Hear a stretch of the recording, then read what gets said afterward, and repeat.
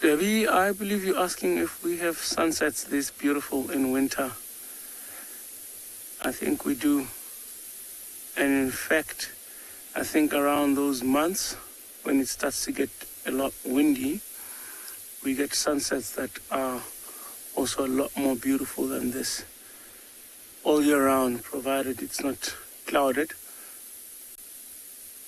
And you get beautiful, beautiful sunsets all year round.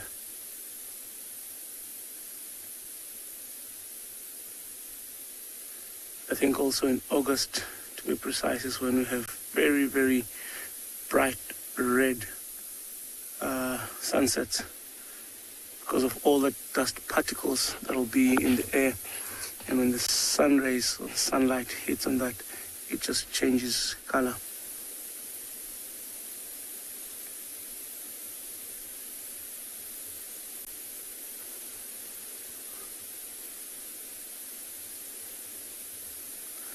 That is actually a very, very nice color that I see.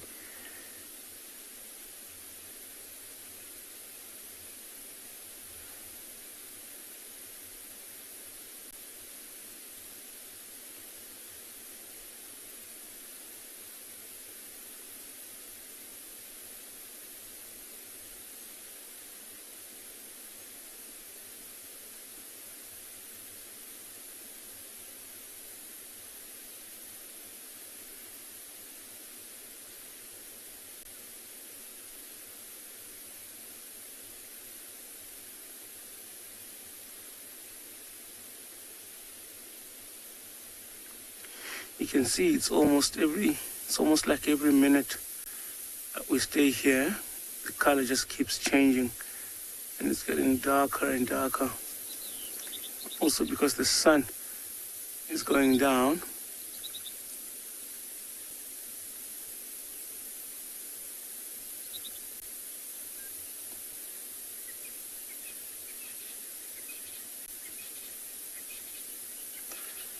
All right. Beautiful as this is, I think we're gonna now start heading down south those lines. In the meantime, we'll send you guys over to Steve.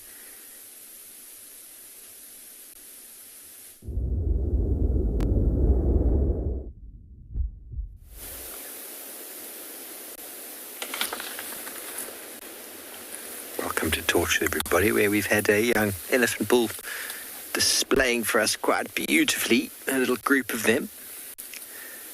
Young bull actually just smashed a tree a moment ago. Small tree. Far bigger. Well, here we go. Here comes another attempt at another one. This is not the same bull. That's a younger bull. There's a teenager behind this bush here that is smashing another bush. Here he comes. Here he comes. He's showing us how big he is.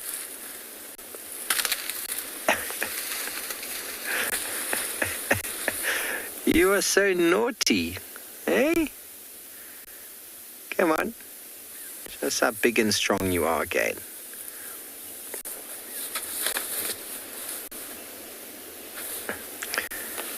Now these behaviors that you're seeing from this young bull, very stiff-tailed, running through bushes, pushing trees over, head held high like that.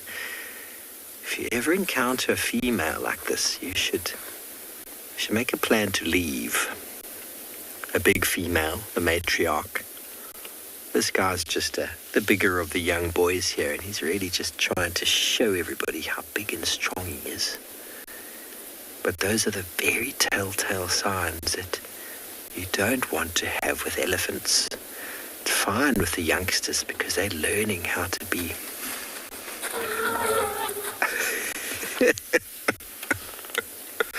That was terrifying. Half choked on his own.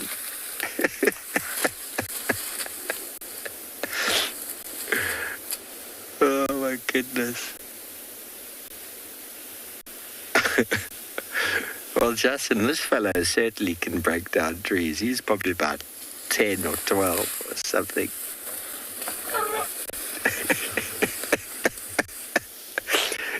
tried to find his voice there. They definitely have a lot of strength, even from youngsters, because, you know, a young elephant already weighs 100, 110 kilograms. So. But they're only feeding on vegetation after the age of 2.5, 3. So there's no need to be able to break it down. Here it comes again.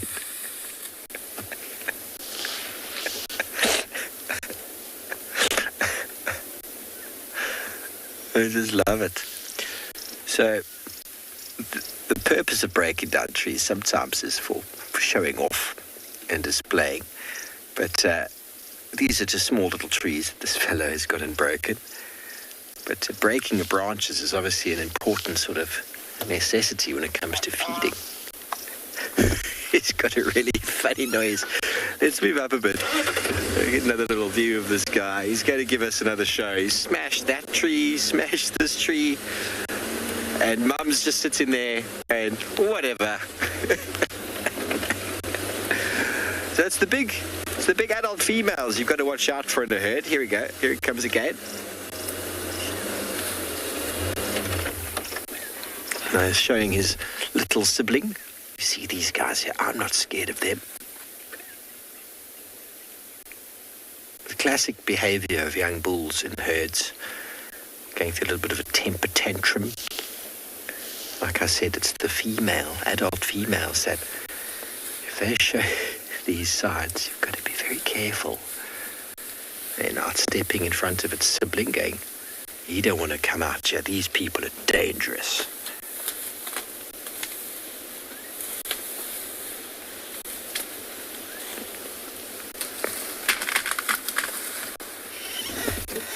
Just move up a moment. Oopsie, sorry.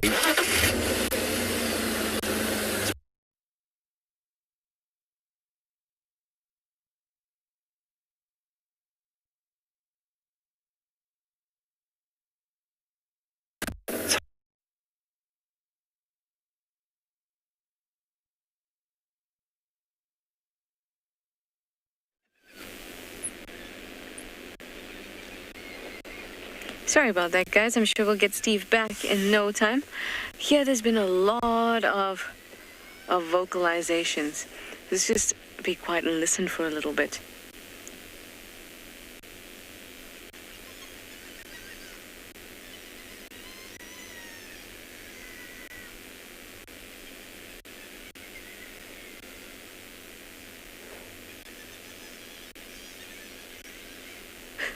Mom! You ran away with the milk.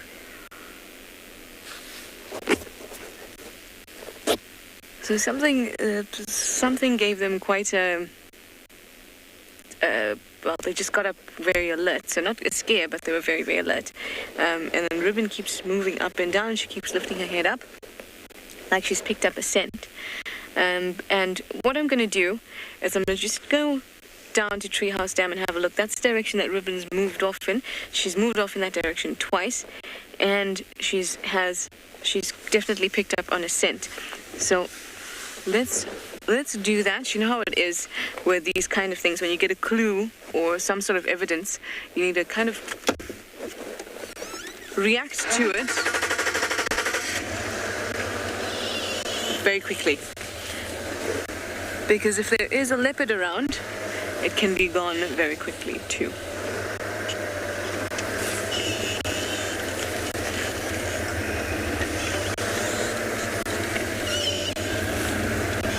Now I know this particular road has been frequented by Shadulu, frequented by Tlalamba. Haven't seen Tlalamba in a while, possibly Shadulu around this area. Either way, it's that time of the evening when there's lots of excitement. In fact, there's even some excitement over with Josh at Swalu. Go have a look.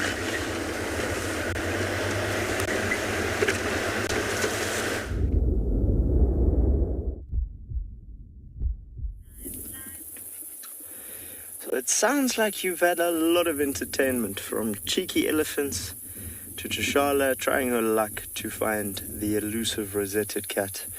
Well, on our side, PK and I found our own excitement, which is things that are moving and not us. We have ended our drought.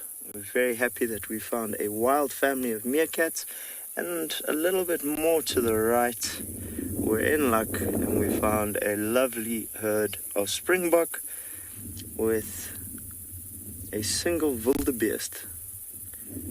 So if you ever see a lonely wildebeest with a herd of springbok or impala in that, the reason is they're territorial, and he will try and stay in the company of anybody that's in that territory because it's safety in numbers.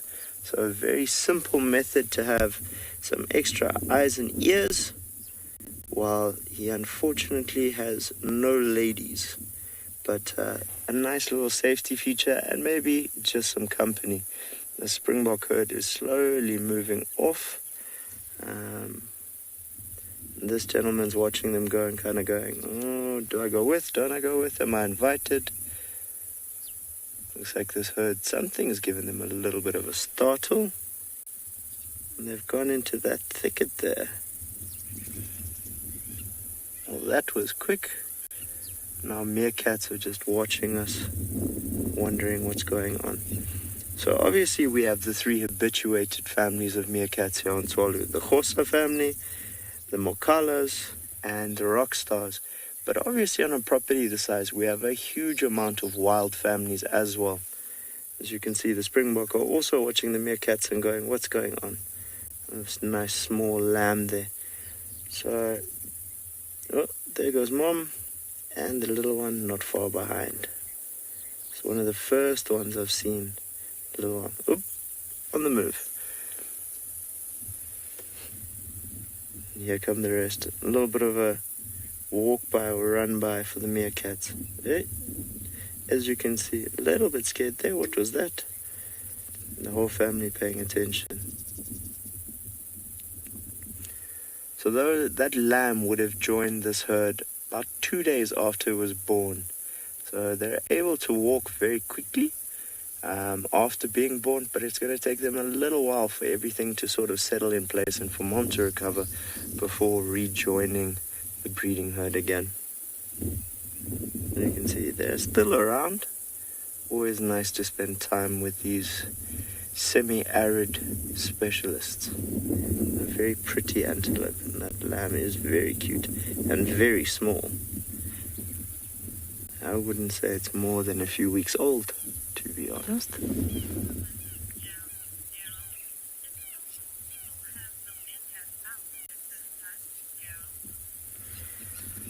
Gerald, I agree. It is nice to have them still out at this time, but I do think in the next minutes or few, they'll definitely be going underground.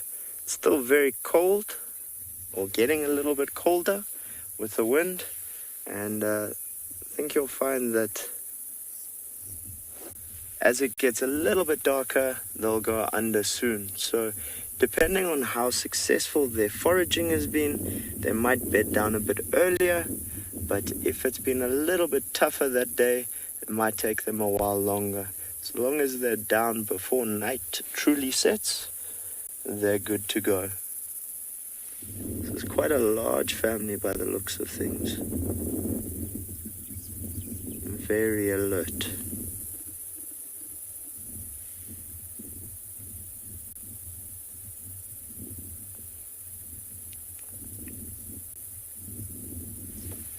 So the burrow system's fairly close by. And this group is spread out over maybe 20 or 30 meters. But to their advantage, there are a few crowned lapwings around. So a little bit closer to us. A small bird with a lot of attitude, which will alarm call if they see any predators. So they're just to the right of the meerkats and a bit closer to us. You can just see them on the screen there. So if you're ever stuck out in the bush and you have to spend the night out there, find a field full of these guys. They'll eventually settle down if you don't move too much. But if anything comes near, they will create a massive racket and maybe dive bomb the problem. So I think I'll stick to cute and cuddly meerkats, and I'll send you across to Steve and his cheeky elephant. Enjoy.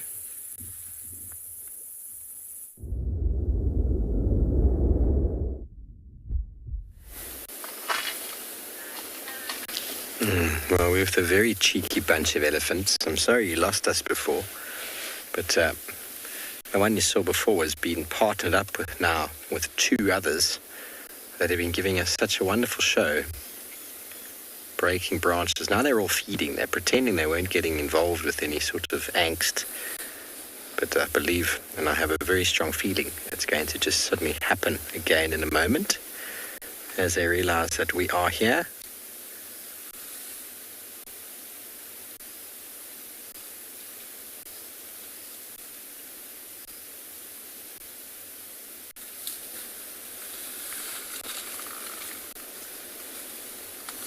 Comes a youngish bull from the side, and watch the behavior change as this other bull moves in. Now look at all of them looking at us. We weren't being naughty, Mum. Oh, it's actually a lady there. She's come to tell them off. What are you doing playing with these people? Like, no, we weren't. We weren't playing.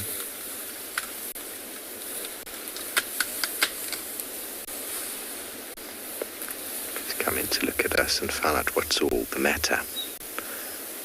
It's okay, Mama, we were just sitting here enjoying the view. They were misbehaving. Nothing to do with us, I promise.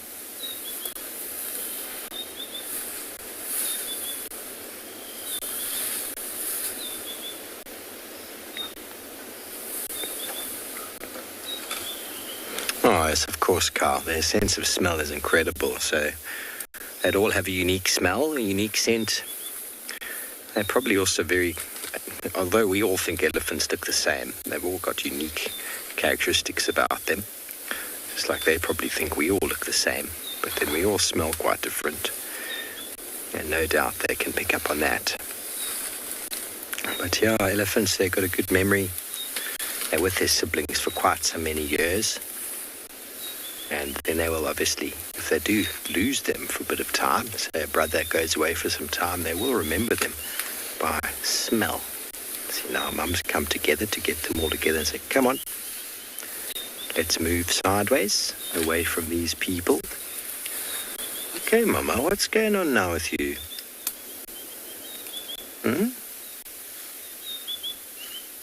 It's all good. Why are you suddenly behaving like that? Giving us the proper nursery, the proper librarian stare. It's okay. She's right. She's just trying to figure out what it is that has called all of her youngsters to behave so. It's okay, Mama. Okay. We see you there. I see you. Yeah. You're beautiful. Your babies are beautiful too. Have I driven in something you don't like? Seems like it. Must be something on my wheel.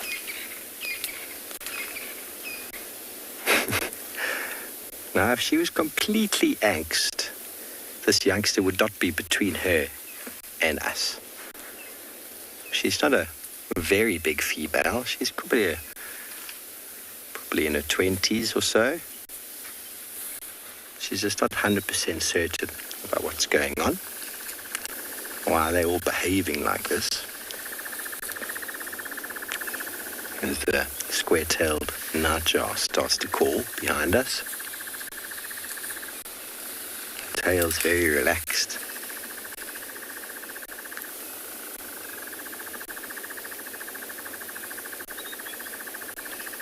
We've definitely driven in something, Jan.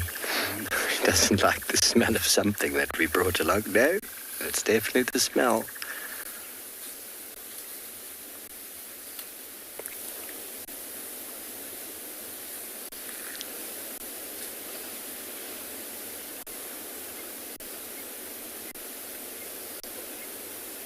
little ones like, see, Mum, I told you they came with something horrible on their wheel.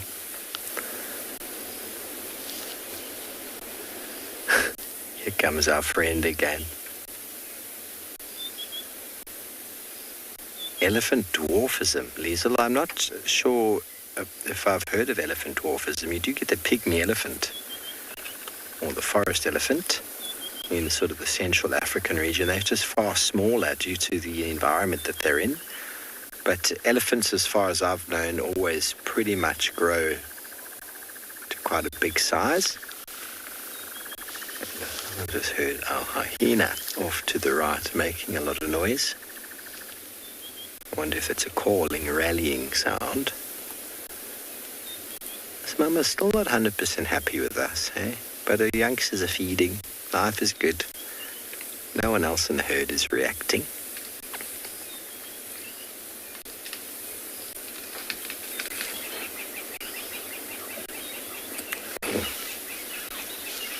But we are truly blessed to have situations like this. Spend time with elephants. Absolutely one of my favorite things to do, especially when you get naughty little boys that start smashing trees over. Show you how big and strong they are. Typical boys, eh? Look what I can do.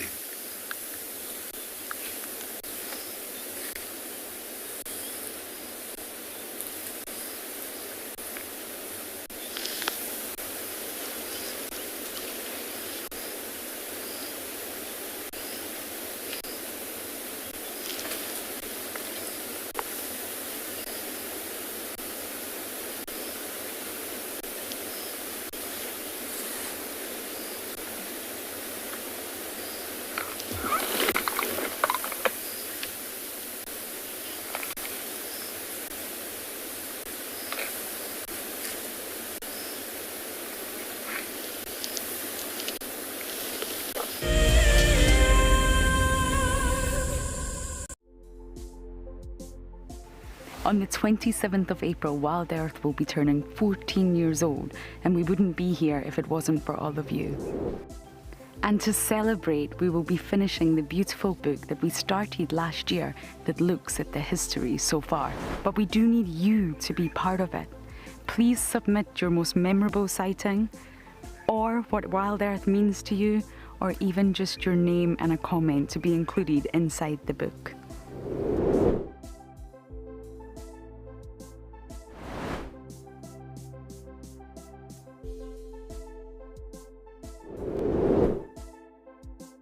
Head over to the website to add your name and reserve your copy. We are offering a 20% discount on all books bought before the end of March. And a big thank you to all of you who have contributed to the book so far.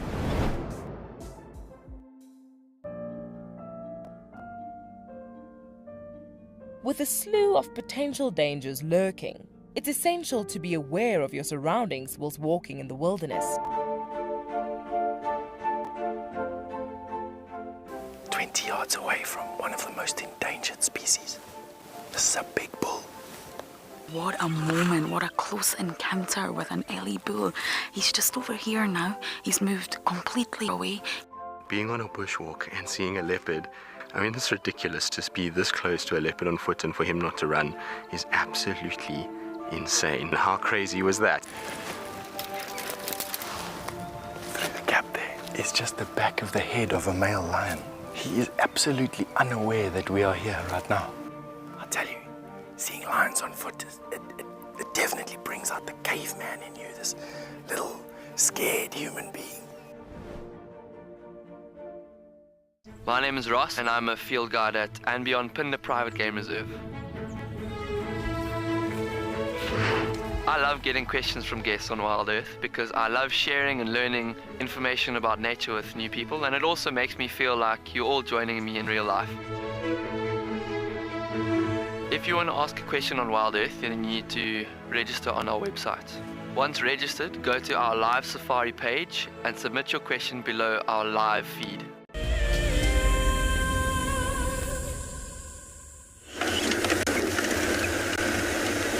We are still in the vicinity of the den. It's just that Ribbon and Heart keep moving around in a circle, and they keep seeing something or hearing something, smelling something in the block off to the west of the den. So something is definitely happening. We just need to figure out what that something is so we can stop calling it something and maybe just call it a leopard or a lion or whatever it is. But we have to find it first. The cubs, obviously a lot of them were feeding. So they had a lot to say about the fact that their mums were out and about and looking for whatever it is that they obviously didn't care enough about, because their primary concern was milk. So there was a lot of protest, and they even had to be sent back, walked back, and then sent into the den while the two mothers investigated. So the block that I'm talking about is off to my left here. That's where they keep darting in and out of. But they're also not sure about they're not sure if it's there or whatever it is close or far, because they're not reacting. They're just trying to figure it out.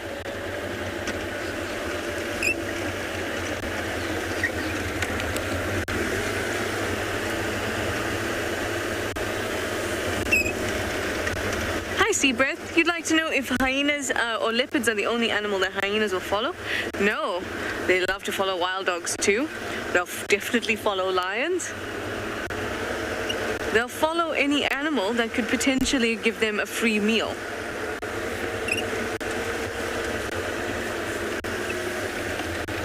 So they'll follow any of the predators. Cheetahs as well, and if their meals get stolen, well, rather not followed, but found by hyenas, and if their meals get stolen,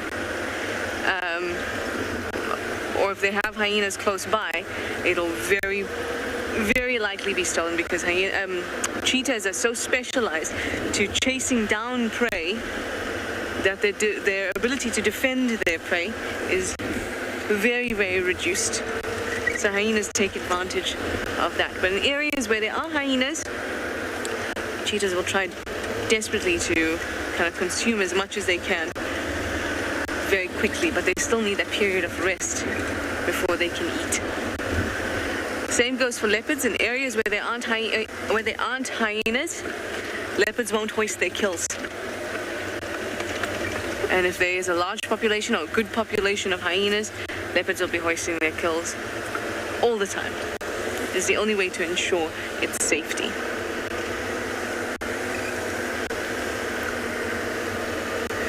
What's nice is that it's a very narrow area. It's a particular block that we're looking in. Hi, Wildstock. You'd like to know how big can hyena clans get? They can get pretty big. I'd say our Djuma clan is a big clan. It's about 26, 27 individuals. That's a big clan, a sizable clan, but they can't even get bigger than that. Like up in East Africa, in the Mara, they can get larger than that. But not by much. You're looking at about maybe 30 to 40 individuals. I've heard, but I have no evidence for it, that they could be up to 50 individuals, especially up in the Mara. But I myself have not seen any evidence of that.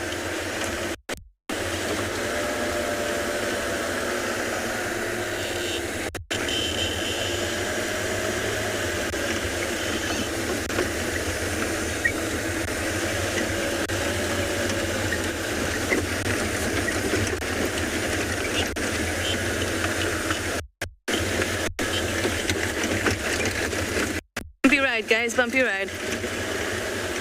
We'll have a look at the road.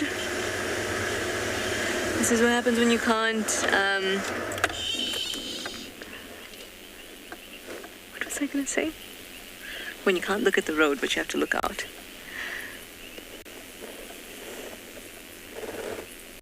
Okay, I see nothing and I hear nothing. But I'm going to continue to look. It's always important to also just stop and listen every now and then, but I'm going to continue doing rounds of this block Let's see what happens. I'm going to send you over to Josh and Swalu in the meantime.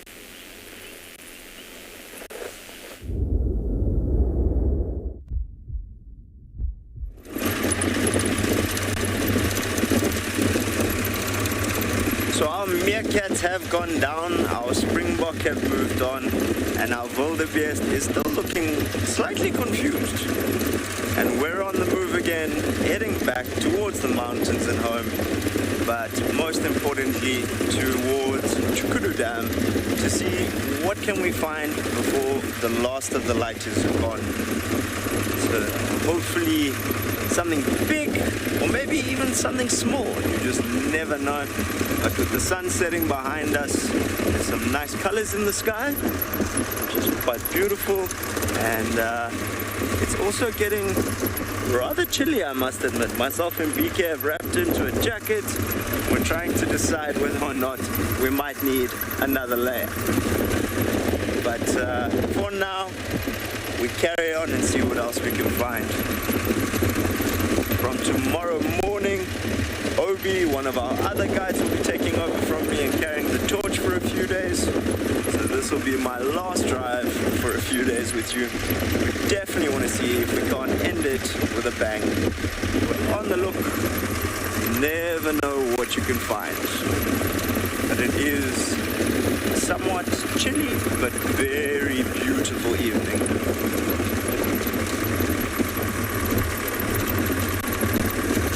So we've had a question from PJ, and it's, what is the most rare animal in Tswalu? And I will answer that shortly. But what we have found, and he is a little bit shy, is a very large, dark eland bull.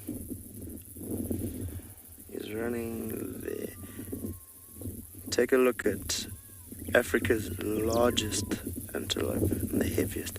In the background, if you can hear it, some jackals calling.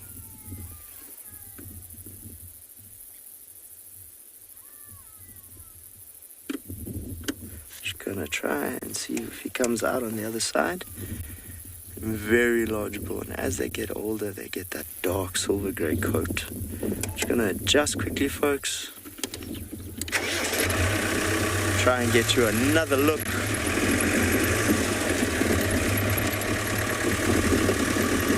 Oh, he's about to crest the dune. We might get, oh, nice image there. There you go, a stunning silhouette of a giant eland bull. And gone. Well, we'll try and follow him slowly. We obviously don't want to have an issue with him, but that was cool, something different. Back to the question. So PJ's question was, what is the rarest animal on Tswalu? Now, depending on how you classify rare, we're looking at the animal we chase the most in terms of the one we all want to see, and is the most endangered, then it is the ground pangolin. So Temaniki, we have an amazing research project here at Tswalu, run by a researcher by the name of Wendy Panino that works specifically with the ground pangolin through the Tswalu Foundation. It is the most trafficked animal in the world, so anytime one can see a pangolin is definitely a massive highlight. We call it the guide's unicorn, in the fact that many guides can go through their whole careers either seeing none or maybe, if they're lucky, one. But it is something that Tswalu is world-renowned for, is having a healthy population of pangolin, as well as the research on them.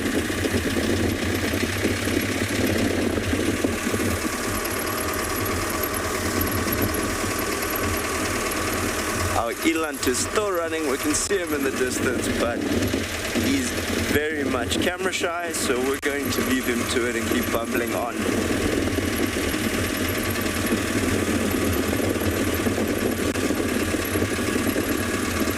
So Zulu's asked, why do eland have so much excess skin?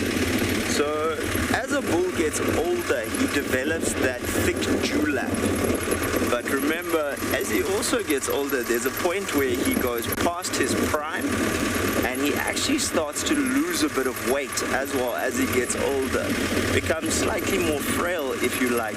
And I think that's why in that particular individual, you might find it looks like he has a huge amount of excess skin.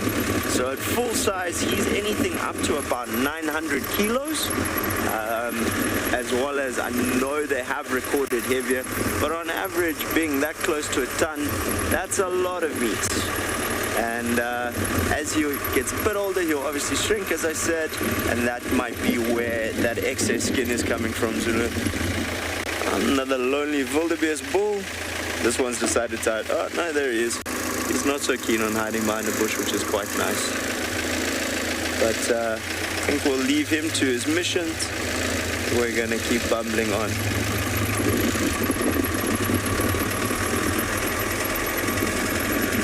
Ooh, just going to share with you a lovely gemsbok here to the right. A stunning silhouette that speaks for the Kalahari. A very typical image of a stunning gemsbok on the Kalahari red sand. Now, you can only imagine what it looks like if we were on the other side with them highlighted against that sky you saw briefly there with PK. While we enjoy this view, we're going to be sending you across to Rule, who's got some big cats for you.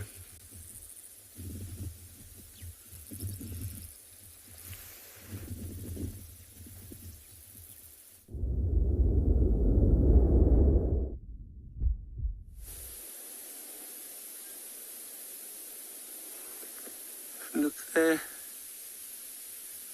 mostly what we can see is lines, and some of them we can just see the reflection of the eyes through the grass.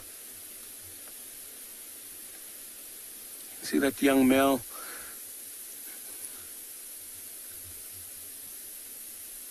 It's incredible how much now they blend in even more than they did this morning.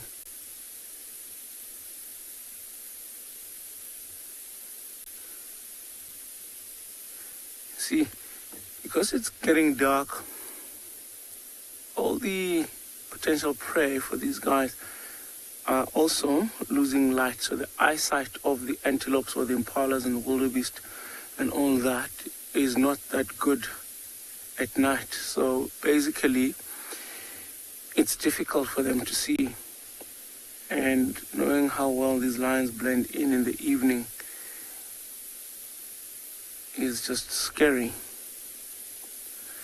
But however, looks like they've decided to move slightly west of their previous position that they were this morning, which is a good sign. If they can keep heading north and west, maybe, just maybe, they might join up with the rest of the pride. It's been a while since we've seen the whole pride together in one place.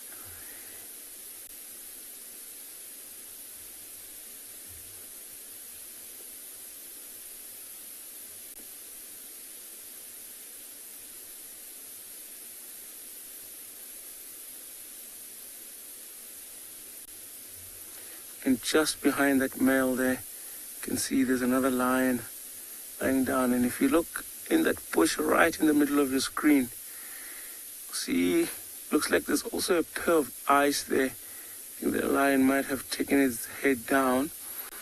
But this just shows you how well hidden after dark these lions can get.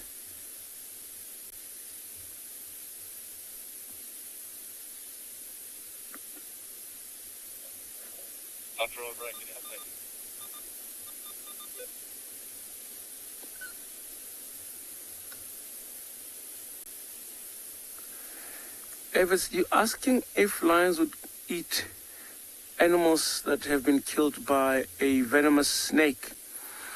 So I think, let me first clarify there. So venom is only harmful if it is injected. And the difference between venom and poison is that poison is consumed and venom is injected. So if you were to eat anything venomous, provided that that venom does not go through your bloodstream, you don't have any open wounds or cuts inside, then you would be fine. But to answer your question, I think if that animal has just recently died, it is an opportunity that the lions will take and eat. The only problem would be if the lion has any open cuts inside where that venom would manage to access its bloodstream, therefore becoming quite venomous. But I think it is a very good opportunity for them and they'll take it. But if it's been dead for quite a long time and it's going off, they will not eat it. Not because it's got venom, but just because it's almost rotten.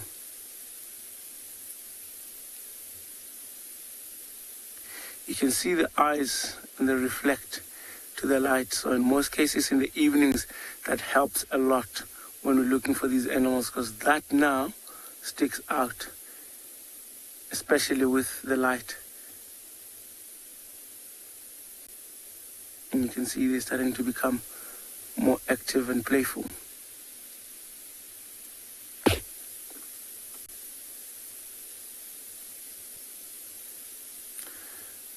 Right now I'm not too sure, but I think that one at the back is the white one. See, if you look at the ears there, you'll see that they are not as prominent black as they are of the other ones. So I think that is that white female that's just joining in on the fun.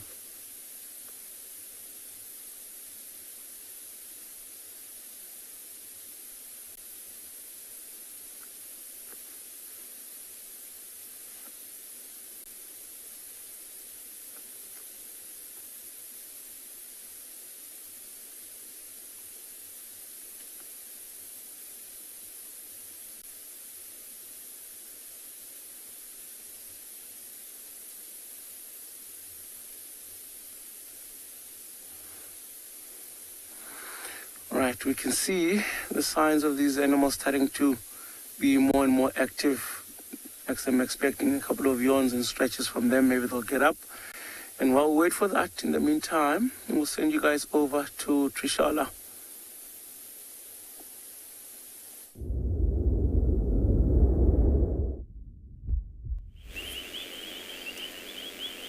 I found one of my favorites while we were zooming around, trying to figure out what's happening. Everybody's left the den. And we just needed to stay still and listen out. And then we found this little guy. And there's no perfect way, more perfect way than I'd like to spend the time listening for a predator than to spend it with a flap-necked chameleon. What's nice is he's still pretty active. He's been moving around. And he's quite big.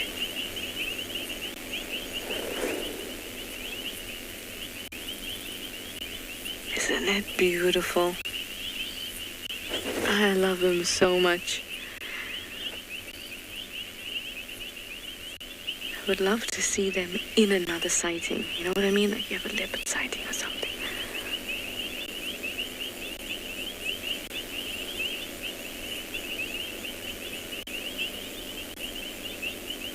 I feel the need to be quiet when they move for some reason. Like there's this excitement or something building up to them moving. So as you know, they are slow movers, except for that tongue of theirs. Definitely not a slow-moving tongue.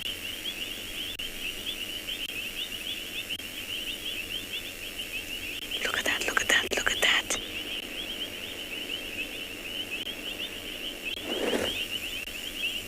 Can you see that between the grooves there? It's just puffed up its neck a little bit. Between the grooves, it has a yellowy tinge. Oh, this is so awesome. Leslie, you'd like to know if this is the famous Fernando. It is not the famous. I mean, it could be Fernando, but it's not near Fernando's bush. Wasn't Fernando so lovely? We could visit him all the time. But, Leslie, it's not Fernando. I wish it was. But I'm happy to make friends with all kinds of chameleons. Fernando or otherwise, hello. Yes, we are very interested in you. Do you remember Nanorka as well? The chameleon that used to live in the upper leaf on Western Quarantine? She was the first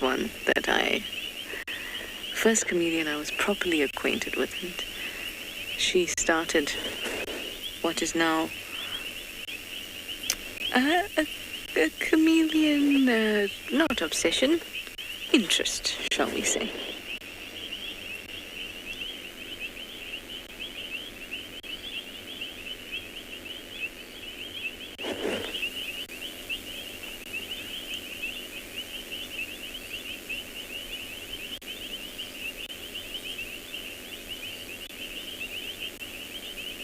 This chameleon is very aware of our presence. So when it puffed up its chin, it didn't do it very aggressively and not very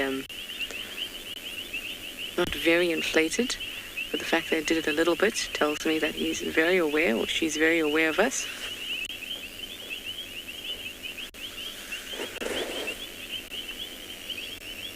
My spotlight is actually pointing down towards the tree, so you're just seeing the edges of the spotlight lighting it up.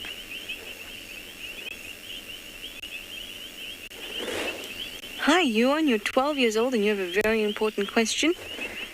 You would like to know, why do chameleons change color? That is a very important question, because sometimes we get it wrong. And the reason that they change color is based on changes in their body. So hormonal changes, that's chemical changes in your body. You know, Yuan, sometimes you'll feel angry and maybe your face gets red and you make fists with your hands. So like the color of your face is changing because your emotion has changed. That's why chameleons change color. They change color based on hormones. And hormones can influence emotions. So with animals, wild animals, we don't talk about emotions as much because we don't understand how they feel. But we can talk about hormones. So chameleons change color based on whether their hormones are going up and down and which ones are going up and down, because there's a whole lot of different types of hormones. Maybe they're feeling a bit scared. Maybe they're feeling that they're too visible. All those feelings can influence whether they change color. But Yuan, they don't change color because they want to blend in or because of camouflage. Nope. Anyway, I'm going to stick around here and listen out for any clues as to what was distracting the hyenas. And I'm going to send you over to Swalu with a beautiful sunset.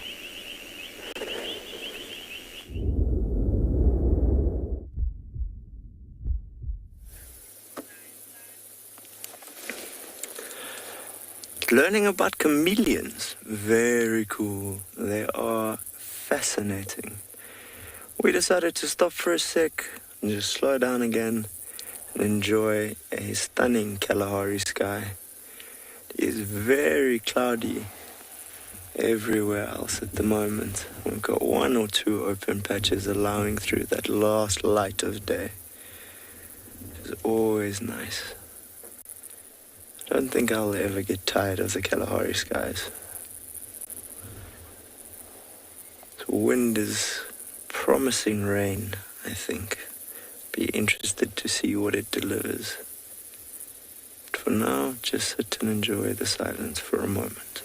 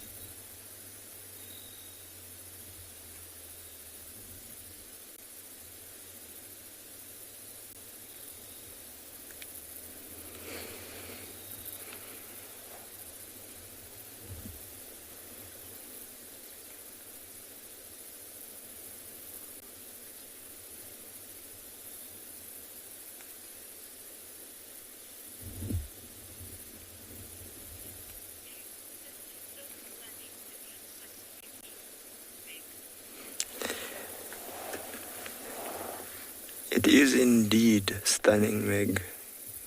But I'd love to meet the artist that could capture it. It does indeed look like a picture. So much contrast, there's so much difference.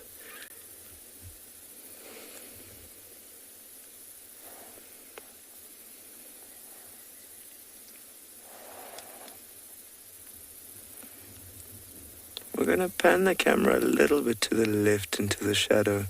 Every now and then we're getting these lovely lightning flashes that turn the sky slightly red. We'll see if we're lucky enough to be able to share it with you a little bit there. Obviously, rain in the desert is always something to be celebrated.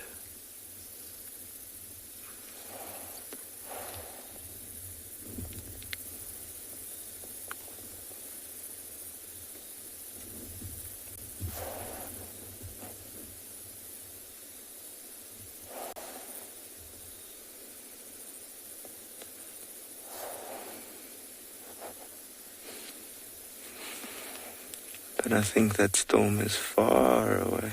We're getting the odd flash, but not very frequent.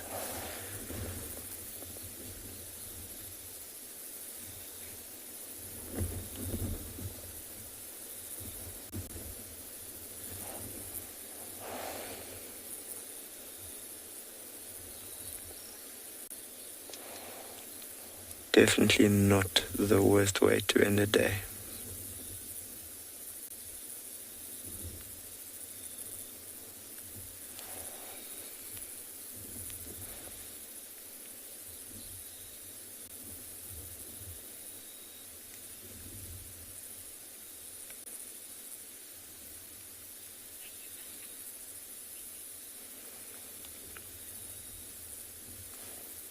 Absolutely stunning.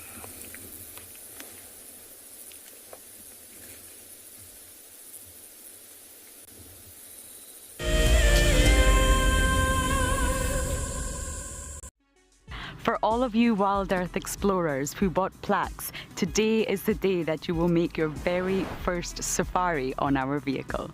Because we are quite remote here in the bush, they have taken some time to arrive, but I am happy to say they are here and they look great. Marcel has spent the day attaching them. Let's take a look. Before we mount these nameplates, we just give a light dusting of green paint. This is to better match them to the color of the vehicles and also to decrease the reflectivity of the metal and thereby staying sensitive towards the animals. Bumble crew, hopefully Dan Black, Liesel Apgar and Alicia George. Well, it's time for me to get ready to take you all on a safari. Let's go.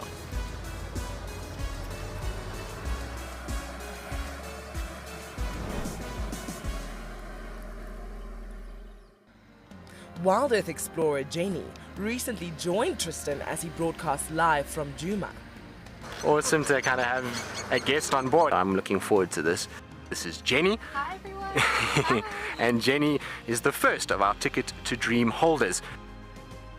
If you want to go on safari with a WildEarth guide whilst honing your bush knowledge and of course featuring in one of our shows, then head over to our website. Literally being with Tristan on the vehicle today has been incredible. It has truly been a dream come true. Sign up to be a WildEarth explorer and you could be making your first ever on-screen appearance. I would highly recommend being a part of the Explorer program and being able to be a part of an interactive live drive.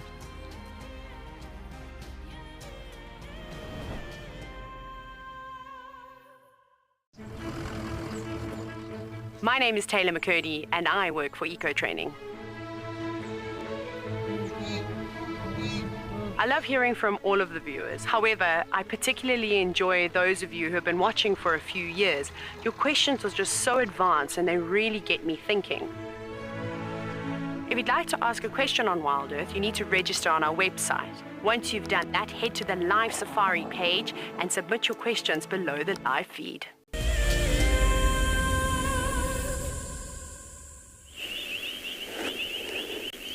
We haven't heard any alarm calls, any whooping, anything like that.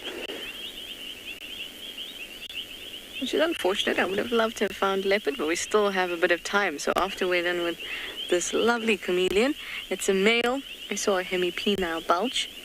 It's difficult to see from your angle. That's how I'd be able to tell that it's a male. Once we're done here with him, we can maybe move up towards quarantine, which is always a good area, like we've spoken about before, a good area for leopard action.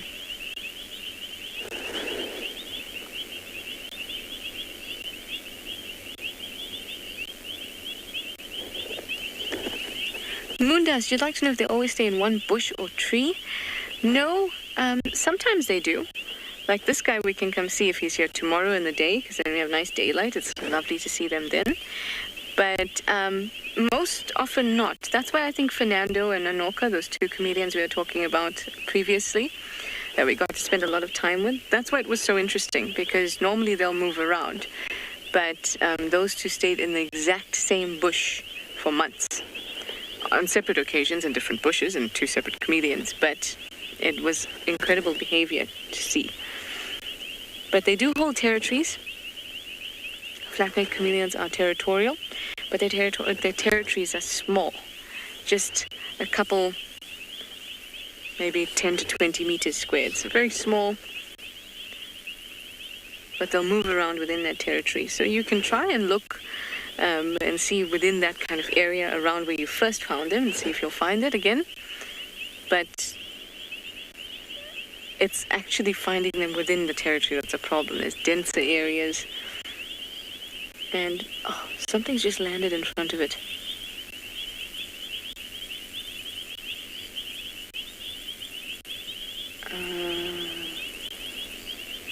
It's not usually a time when they're too active, and it should be coming to a close now, but I guess if something lands in front of it, it's gonna go.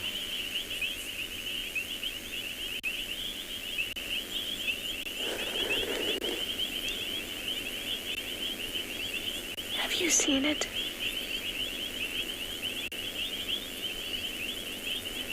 Hi, Peter Pan. You'd like to know if all chameleons are naturally green? Well, funny you should ask that question. Green is just the relaxed state of a chameleon. Oh, it just flew away. So, chameleons have different layers of different types of pigments in their skin. Several layers.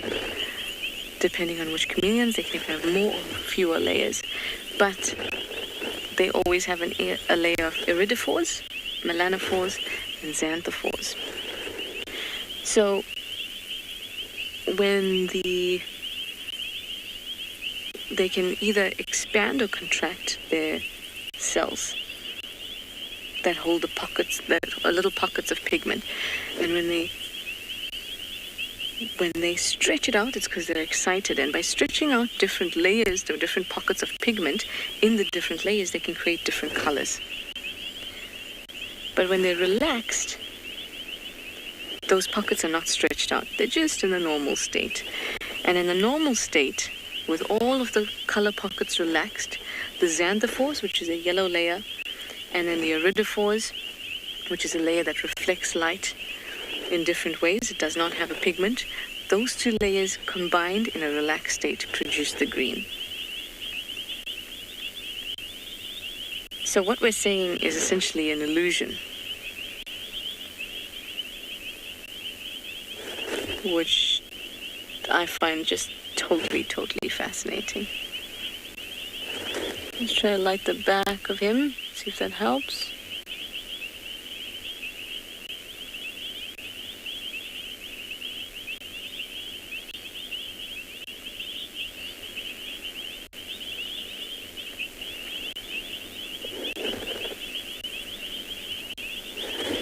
A really gorgeous chameleon. You know I love them, and I love sharing all this information about them with you, and of course spending time with the chameleon with you. So thank you guys, but I'm going to send you over to some lions now.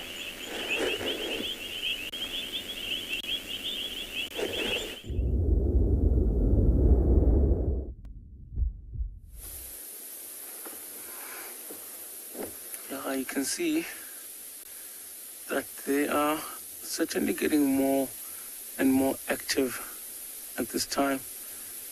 And you can see some of them are starting to get up and be playful. And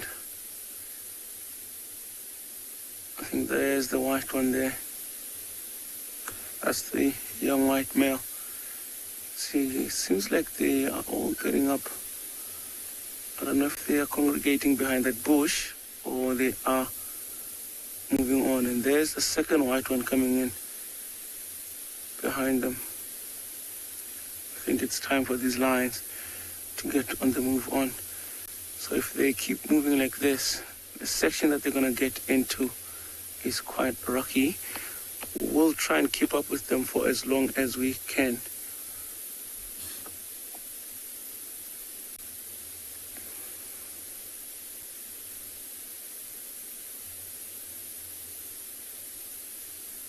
You see that old sub-adult male is just sitting there and watching, and I think that's the female next to him.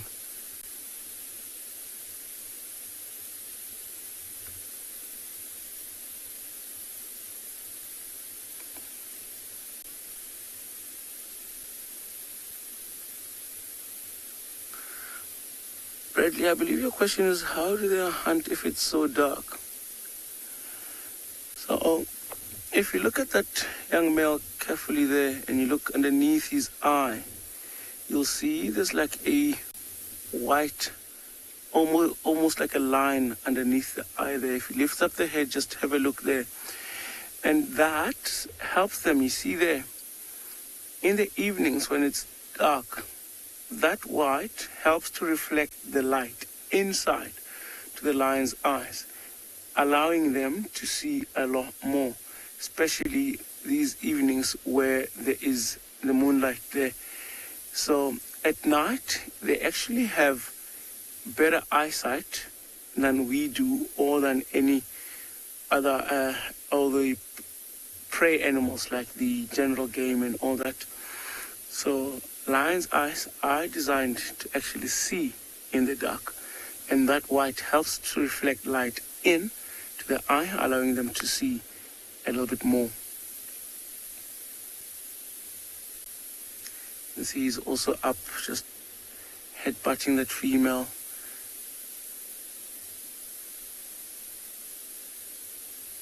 Also showing signs of being active, and I think he also wants to get a move on.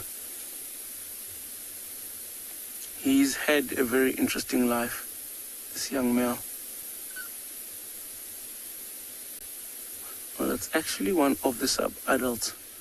You can see I saw bits of the mane underneath the neck there when I looked.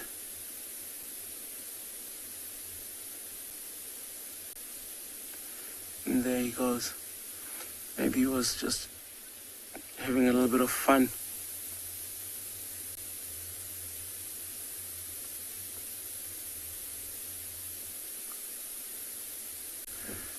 Stanley, you're asking if lions mate with females within their prides.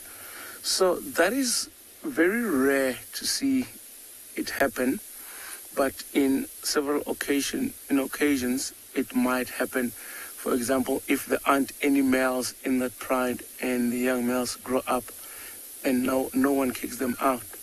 So the one reason why young males get kicked out is also to avoid inbreeding, which would be to avoid them mating with their own family and all that.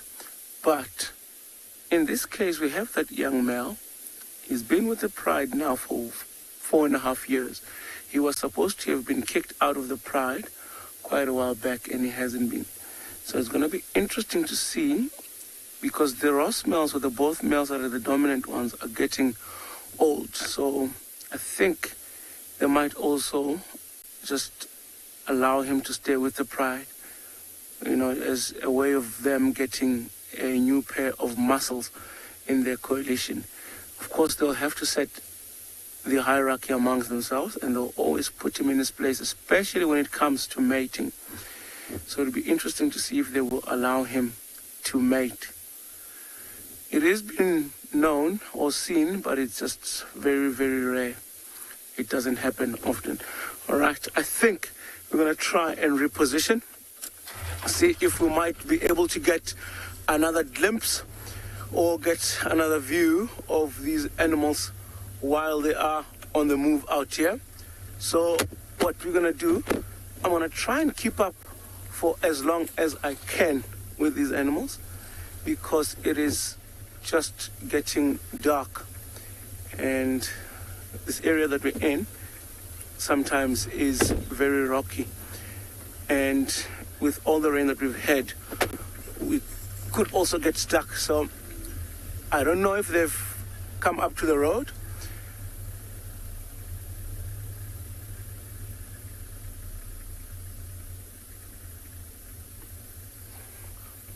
All right, I think while we're still looking now, let's quickly send you guys over to Josh. He's found a nocturnal animal for you guys to have a look at.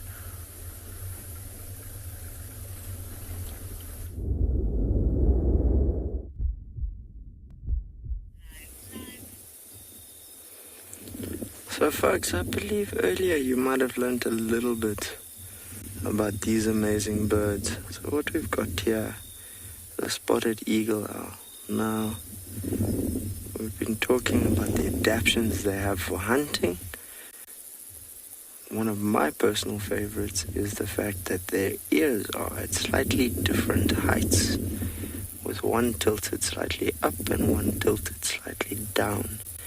And this allows them to have amazing pinpoint accuracy when listening for the sounds of their small prey. Now, primarily it'll be rodents out here, and because of the fantastic rains, obviously our vegetation has exploded, which means our rodent population has exploded, and a byproduct of that is a very happy owl population. As you can see, the wind's blowing him around a little bit. Oh, he is going down a bit. So let me find another spot.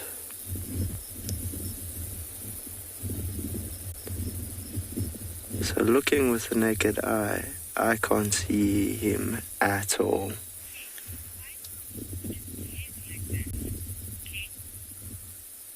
So King, the question, why does he move his head like that, is he is constantly scanning and listening and trying to pinpoint what's going on around him. So it just allows that much more accuracy as to where and what's going on. But that lovely 360 is quite comical.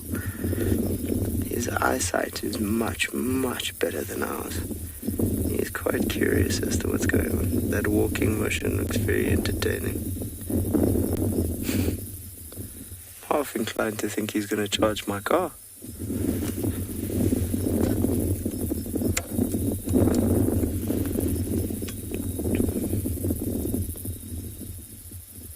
Having a look around, looking for his meal, so definitely one of the night shift. And looking over my steering wheel, I know he's in the road, but I can't see him at all. Amazing what technology can do.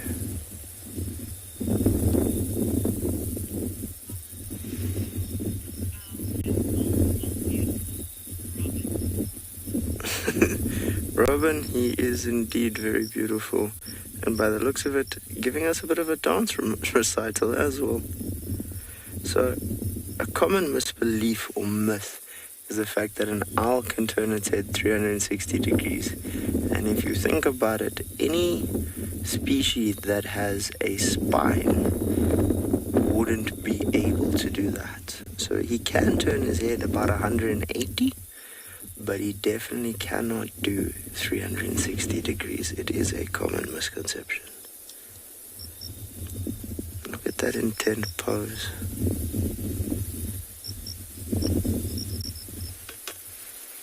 A lot going on there. I wonder what has caught his attention.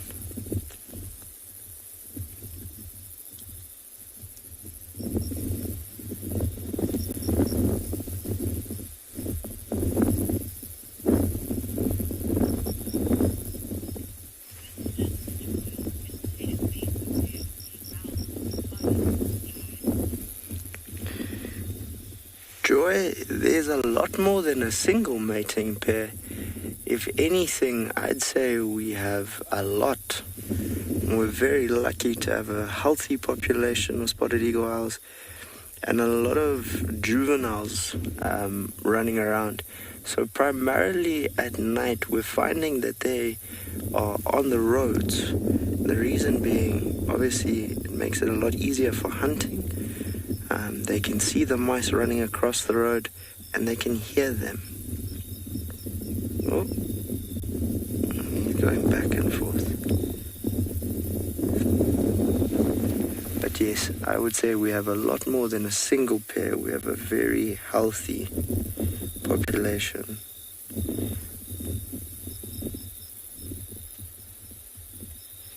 What they will sometimes do is, when hunting, they make almost no sound when flying. And this is due to a slight adaptation, which their feathers make no sound when rubbing against each other due to an oil they secrete. But they also, when walking around, will sometimes rush into a thicket to grab something that's roosting or resting there. Quite a amazing little hunter. This one's taken off into the night, so we're going to continue bumbling along, and maybe we get lucky and find another or someone different.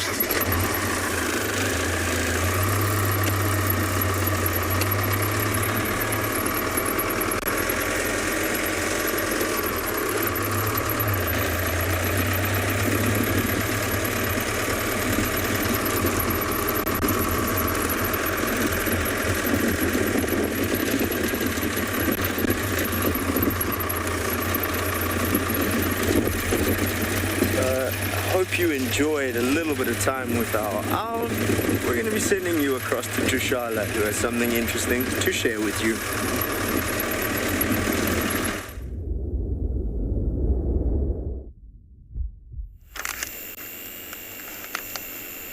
It is.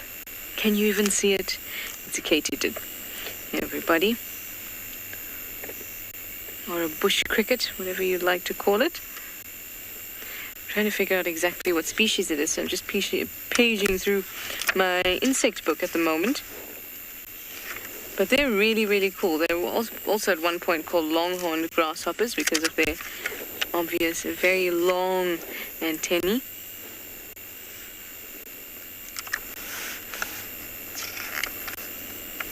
My book is not providing today.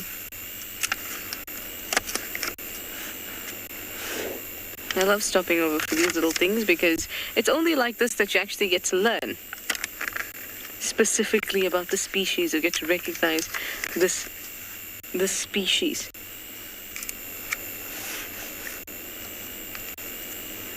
Nope. Can't seem to find it.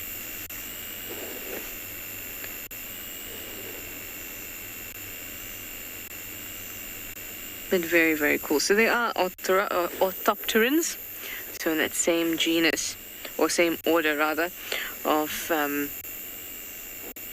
grasshoppers and the like. And they camouflage very, very well. As you can see, it pretty much looks like a leaf. Colors and shapes pretty much like a leaf. Actually, when I first spotted it, I thought it might have been a very tiny chameleon, and I was just telling him that I want to find a baby chameleon. And then I saw this reflection with the spotlight, and I thought, oh, could it be? Could my dream have come true? But it was katydid. Still okay. But it is very small. It's probably about 4 centimeters or so. Tiny, tiny thing. But because I was looking for a chameleon, I managed to spot it.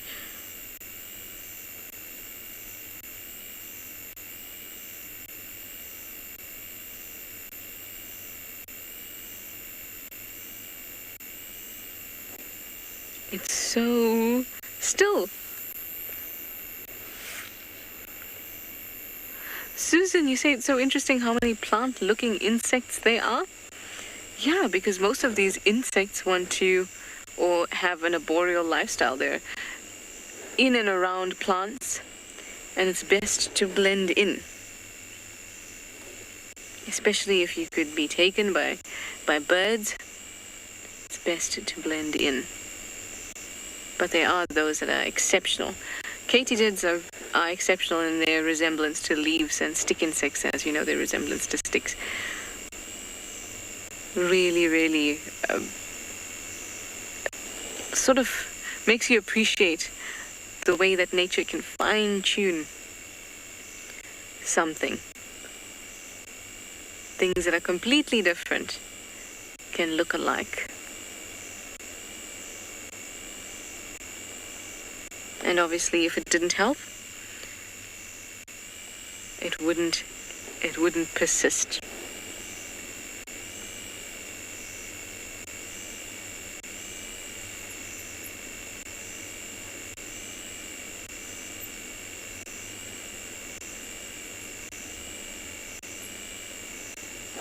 Look how still it is. It hasn't moved at all.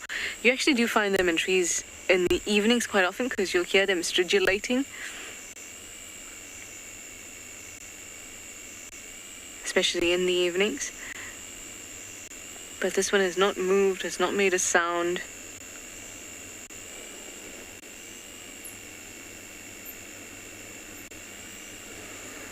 Sorry if you hear lots of sound in the background. We're quite close to the camps, so you might hear vehicles and or generators.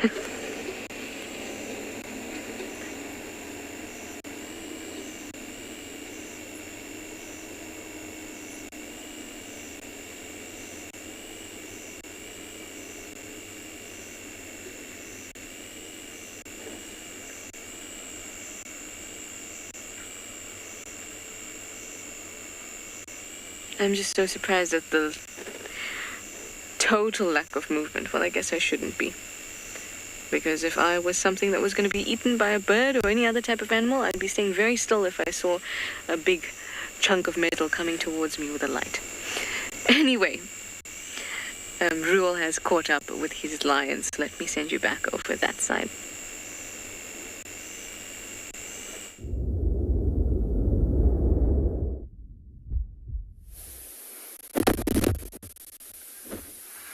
You can see that these lions have all grouped up. We're fortunate that they were walking on the road. However, there are still at least 2 Pride members that we've left back there, and I think also come to join up. Maybe one of the old lionesses as well back there. But on the good news side is that they are moving north for now in their general direction. They might cut off, and earlier on when we were coming down here, we drove past a very open area that had a lot of zebras and impalas and wildebeest. So it is the time of the day for them to actually start hunting, look for anything to eat. So if they carry on north, they might just walk straight into that herds there. You can see the white ones yawning as well. They are quite playful and they're very energetic. So I'm hoping that they keep moving north and they don't go east to cross out of our property. But if they keep moving north, that would be fantastic. Maybe they might join up with the rest of the Birmingham Pride in the central parts of the reserve. I have not seen all of them together.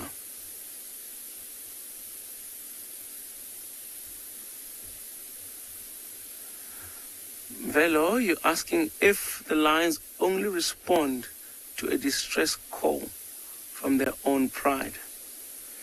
So I think it would depend, because remember when lions make that call with the sound of the voice, they are able to identify or maybe try and gauge the size of the animal.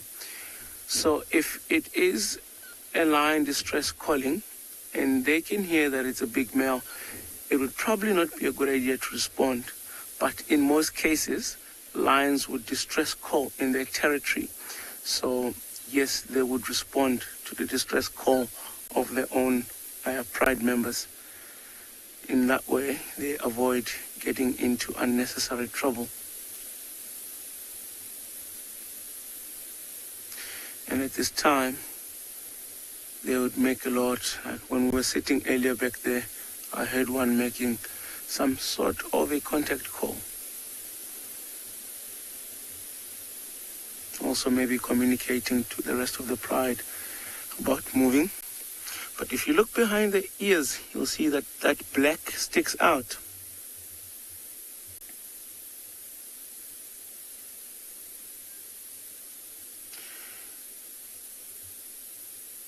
Would a pride decide to break away? Look, I believe that's your question. So this pride in particular, the Birmingham Pride, I think over 5 or 6 years ago, their numbers were around 24 lions altogether. And they decided to split up because when the pride becomes too big, remember, hunting, they work together as a team, but when they start eating, it is competition. And every lion just tries to grab whatever food they can get out of that prey. So, if the lion prides become big and they easily finish off a buffalo carcass within a day or within a matter of hours, it means they are gonna have to keep hunting constantly in order for them to have enough food to sustain themselves. So breaking up becomes an option. Like right now, we have the Birmingham Breakaway, which was once part of the Birmingham Pride. So that pride and this pride split, and that one moved further west of our property. And they've been moving in and out from the western side of the property. So when the pride becomes too big, they do split up, and it just makes it easier for them. But surprisingly enough, these lions here that you're looking at right now, about 4 years ago, there was just 6 of these lions after they split up. And after those 6, the 2 males moved in, that made 8. And with these sub-adult lions that we see now that they have, which is 8 of them, it made them 16. And then 1 lioness gave birth to 2, and then added that to 18. And last year, December, a lioness gave birth to 3, which made 21. And recently, a few weeks ago, I think, or maybe a month now, another lioness gave birth to 2, which made their numbers back up to 23. Should all those cubs that I've mentioned survive, then this pride will be back at the numbers of 23 lions altogether, which is going to be a very big pride. So if they kill a kudu, it's not going to be enough to last them. They'll constantly need to hunting down big game like buffalo or try and bring down giraffe. So I think that would also be the reason that would lead to them splitting up again.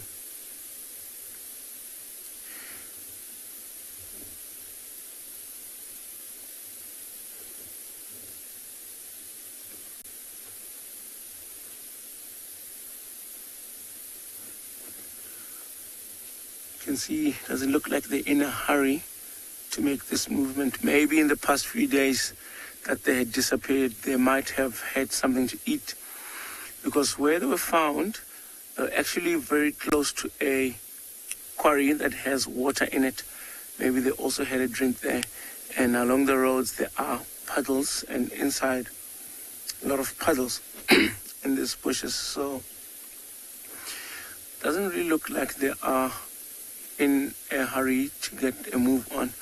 However, they are active and they are wanting to move. I'm just hoping that they move north and more northwest. There you can see that white young male. Looks like he is going off the road and into the bushes over there.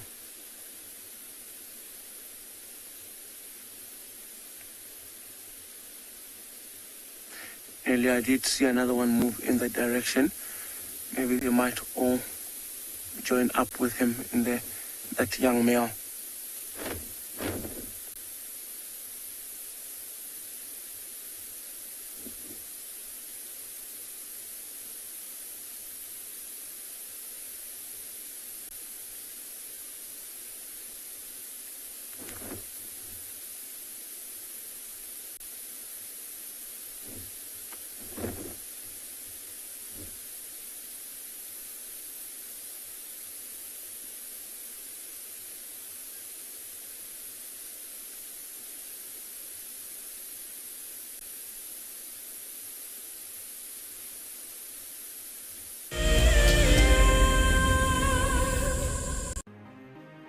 It's the month of March and WildEarth is offering you the chance to win a brand new prize.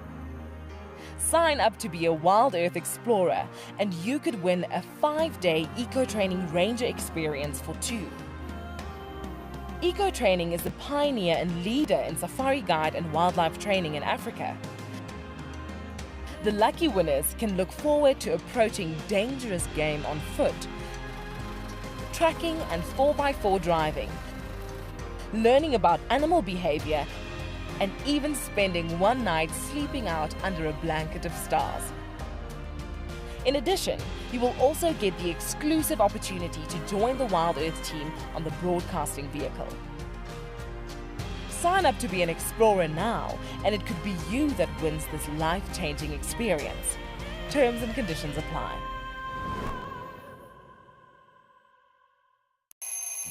Our lives are dictated by alarm clocks, traffic jams, constant multitasking, and countless distractions.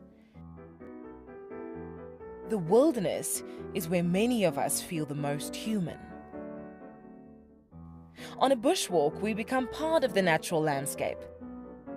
As you step off the vehicle, everything comes alive.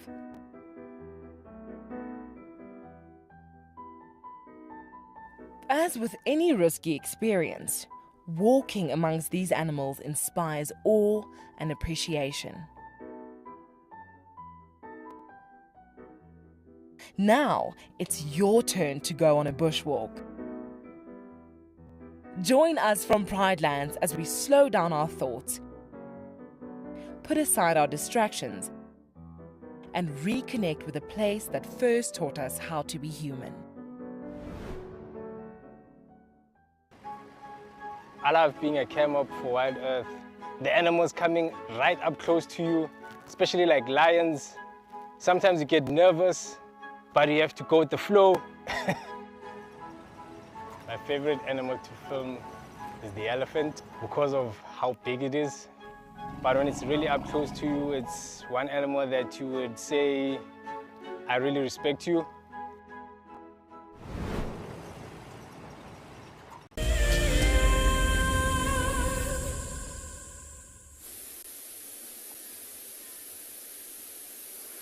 Oh, there goes a yawn.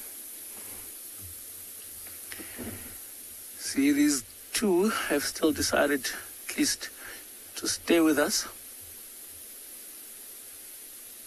And I could hear very close to the vehicle that maybe those two that we left back there were moving past. See, they've also decided to go and join the rest of the pride on the side of the road over there.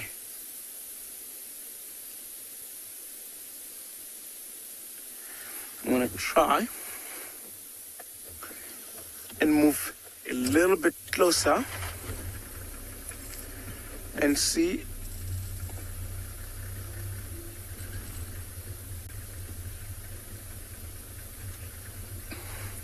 So, Katie, you're asking if the male and the females both have the same life expectancy. Unfortunately, not. The males seem to have a little shorter life expectancy, and the females have got a longer one. So the males would live roughly about till the age of 10 to 12 years of age, and the female males, if they're lucky enough, maybe get to around 15 or so. And at that stage, you know that those animals are already way old. And it looks like they have decided to disappear into the bush behind there where we can't see them anymore.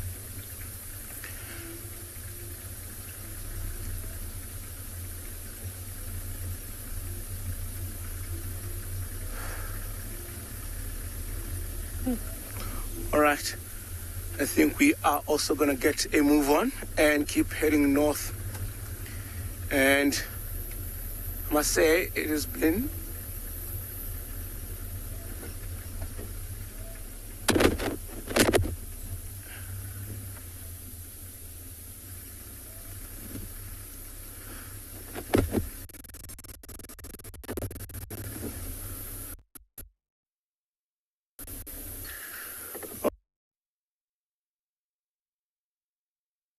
was blocked by this hornback spider.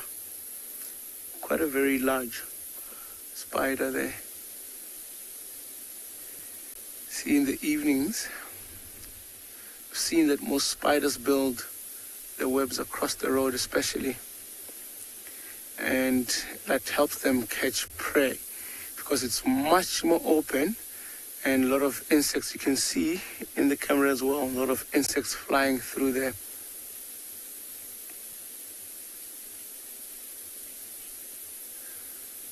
All right, and I say it has been a wonderful afternoon, everybody. And I'm hoping that you guys enjoyed the show as much as we did out here. It was great seeing all those animals from the different places.